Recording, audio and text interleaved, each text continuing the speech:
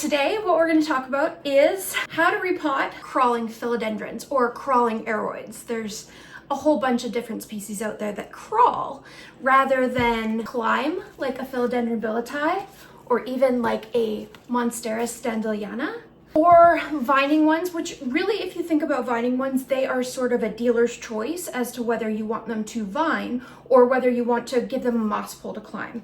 So things like the Amidria medium or even the Philodendron Rio. Nope, this is a Brazil, a Philodendron Brazil.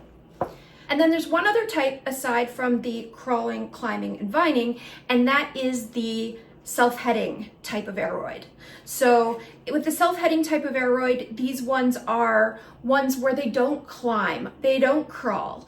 So I don't have any here right now. In the cuttings, there might be a Birkin or two. Some examples, we've got the Philodendron Macaulay's finial, and then we've also got the Philodendron Moonlight, which are really great examples of self-heading aroids. So again, this is just an aroid discussion. You can do with these repottings with any crawling plant, but today what we're going to do is we are going to do it with a Philodendron Gloriosum verrucosum cross called the Philodendron Glorious. So it's a hybrid, and it also has a crawling pattern. So when you originally pot them up like this, you might not even realize that they're crawlers, or if you get them from a nursery. It's not until they start to escape their pot where you might think, I think we need to do something about this. So we have all our supplies here to do this. We have our longer than wide pots. These ones have holes. And we've also got another type here. So this is where you're gonna laugh at me because all of my stuff's in storage and I have no power tools. So I had to be a bit resourceful when I was making the holes in the bottom of these. Ideally, I would like more holes, and I'll probably put more holes in afterwards, but I'm power tool-less at the time. We have our aroid soil, which I'll show you in just a second, and we've got chopsticks to help it hold it upright until it grows roots off of the crawling nodes. Chunk says hello. And we've got scissors and some Mossify Velcro. So we'll get started on this. Just give me 1 second. I'm gonna tidy things up a little bit and then we'll get going. All right, so now I've got everything set up and we're gonna start with the Gloriosum just because it's the most glorious. It's beautiful. I can't even believe how big these leaves get. And this is not even the end of it. It gets even bigger. So I am going to dump it all into this, basically just like a compost bag, so that I can compost it afterwards. The roots were tight. It was well past due for this sucker to be repotted. So we're gonna try to remove all of the soil off the roots. Not all of it, it's near impossible, but break it up. Every time you break a root, it's not a huge deal at all because it just uses it as another growth point to have another root offshoot. So it's actually a pretty cool trick that these aroids have. Oh, nature is wonderful. All right, so this should be good enough. So look at those roots. Wow, super exciting. So the actual woody end of this Philodendron Gloria goes down to here. So what I'm going to do is I'm going to put this part as close to the edge of the pot as I can, because it's just going to keep going that way. And then the roots will start spiraling and following it. So at least that's been my experience. And we've got our pot here with the absolutely terrible holes in the bottom. And so we're going to pot it up. Actually, I'm going to pot it up this way so you can see the leaves. So with this end as close to the edge as possible. Now, ideally, I would like something just a little bit deeper, but this will do a bit of a jam, not a lot of options. So this is our aroid soil. You saw this in a previous YouTube video. It is a mix of just regular indoor potting mixed soil. In this case, I can't even remember the brand name I used this time, not Miracle-Gro this time, but this is just a mixture of that soil, perlite, some horticultural charcoal, and some fir bark of varying sizes. So just to give it some space and some volume so that air can get into the roots. And we've also added in some worm castings, and when we're gonna water with some soil bacteria so that it will help the worm castings do the job and get all those nutrients to the roots as best possible. I'm just gonna start shoveling soil into here with my hands. Hands are the best. So just fill the bottom, first, and then you can place where you want your aroid. Ideally, you're gonna want the aroid to so it's roots that are growing out of the bottom here. You can see them there. You're gonna want them in the soil. So try to keep it as horizontal as possible. It's not always gonna be easy because you can see that it sort of dips down here, but that's just because it was in that horrible pot.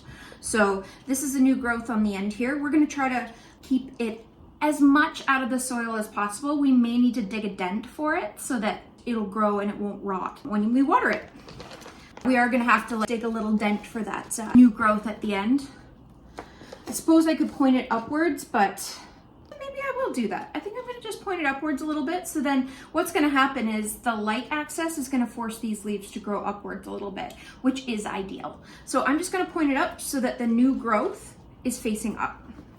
I'm almost done here. Just give me another. All right. So the other thing too is that you're gonna notice it's gonna require some stabilization, and that's what those chopsticks are for. You can use, there's a variety of things you can use. You can use wire hooks to hook them down, like what you would use the U-shaped hooks that you used for tents and camping. You can use those, or you can use pretty much any stick that will help keep it upright. We're just gonna brace it using Velcro and chopsticks today, just because that's what's handy. You don't have to go out and buy any expensive things to have a planting hobby. And so actually I bought this when they were super expensive. It is probably one of 100 babies that I've actually propagated from a single plant that I bought during the beginning of COVID. So just when the prices were just starting to skyrocket. And so this is one of the babies. But now they're tissue culturing them, so you can buy them for next to nothing. The problem with tissue culturing, I will point out, is that oftentimes it's not done ethically. So the mama plant isn't necessarily the best starting point for your new philodendron. So you're gonna get things like really short internodes, so that's the space between the two leaves, or you're gonna get things like leaves not unfurling properly and that sort of thing. You can counteract that because you just have to augment its environment a little bit more, but it's more pricey. They're making you pay more to make your plant grow properly. So if you want it to grow properly, what you would end up doing is giving it more humidity so that those leaves can pop open, give it more light so that you can extend the length of the internodes. But again, it's a preference, it's your choice. I always try to buy native plants that have only been vegetatively propagated if possible, because they're just, nature doesn't screw up. It's only when humans get involved that nature ends up being a gigantic to the fact that we're messing around with things. So if you can, try to get something that's been vegetatively propagated. It's just gonna do better for you. Now we're gonna chopstick it. All right, so these are my favorite chopsticks. They come from, I think it's Trans Restaurant. They're just easy to break chopsticks. So I'm going to put a set of chopsticks, trying not to kill the roots here. And you're gonna want to get them deep so that there's a lot of soil catching onto them. And then you're gonna push down the soil around them, just to make it solid. And then I'm gonna take a trusty piece of Mossify Velcro. You get moss anywhere, but Mossify is just easy because I get a ton of things from them. So also, they're Canadian. There we go. That should keep it in place until the roots grow out. You may want to add another one down further down the stem, totally up to you. But that's our philodendron, and now it's going to crawl this way. We may need to add some more light, just specifically focused on this side, to actually encourage it to move that way. So I'm actually gonna repot the other ones really, really quickly, and then we'll get back to you and I'll show you what we've done. Still some sphagnum moss left on here from the production nursery. So lots of roots here. We've taken as much of that sphagnum moss off as possible. It looks like at one point in time, this one's been potted up more than once. It looks like one point in time there might have been a ring of death around the roots. So that's what we're starting with here. Most of these roots are healthy. I'm just gonna remove the ones that aren't and go from there. So this one's a little different because its new growth isn't growing directly out of the end. Now that's not to say the next growth won't be like that, but this one is So the new growth is right there in between. That happens on this hybrid because they actually have pretty much, it looks like 2 leaves per node. So sort of one growing out of the bottom of the node and one growing out of the top. I'm not sure. I'm going to clear out as much of this dead stem skin as possible. Well, you know what I mean, so that you can see it. So look at this right here. If I turn it this way, you can sort of see that this one is growing out of this node here, but it is so close to the other node that it almost looks like it's growing out of the bottom of this node, and this one's growing out of the top. So this is sort of the growth pattern for these hybrids. A lot of hybrids have really funny growth patterns, and but this one is actually kind of beneficial. So the next one would probably be coming out here, but it is facing upwards, and I'm not too worried about this woody part rotting in soil because it's hardened off quite a bit. So we'll just get this guy potted up. All right, we'll just use it all. Good thing I have the stuff to make more soil. I always try to leave the top of the stem just hanging out. And this one we couldn't put as far back because there is more stem growing down the back. So I almost call this one a crawler-like habit. It isn't as nice and horizontal as the chopstick time. All right, now it's really careful here because the new growth is right there. So I think what I'm gonna do is I'm gonna move this down to the first growth spot, just so I don't hinder that new leaf coming out. And our handy dandy Velcro. I love being behind leaves because it makes me feel like I'm in a jungle. So sometimes your chopsticks might get away from you. Just try to keep them on the outside. Don't let them squirm to the inside. All right. And then when I bring this back to the plant room, I will make sure that I label it as a Philodendron glorious. So the first one that we repotted was a Philodendron Gloriosum. The next one that we potted was a hybrid of a Gloriosum and a Verrucosum called a Philodendron glorious. Next, I was paying no attention when I pulled these plants. I'm just like, oh, climber. This is a Plowmanii silver.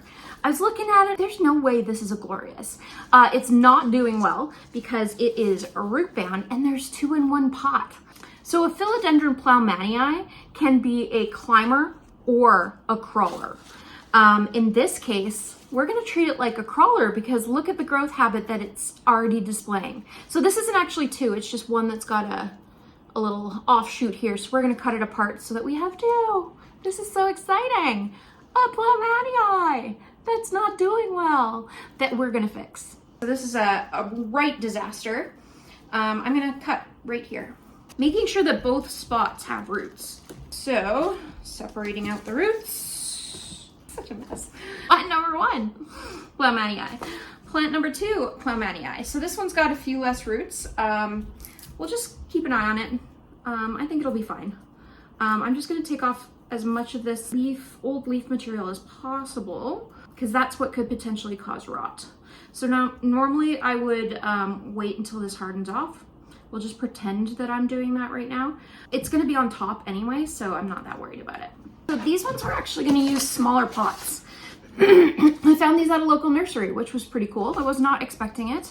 Normally we look for ones that are used for outdoor potting, so big arrangements that could be used for balcony potters or things like that, like window pots. But these actually look like they're purpose made, which kind of makes me happy. Our other ones were a little too big for it, but these ones should be good for the Plowmanii. All right. I'm also going to label this one with the single leaf. It's also got some new growth on it. And this is the other indicator that it's a Plowmanii. Look at the color of the new growth. Button you up. We're gonna label this one that it's got weaker roots. Just keep an eye on it. If it starts to fail, you know what? Maybe it's time to cut those roots off, cut off any rot, and then put it into water for a little bit.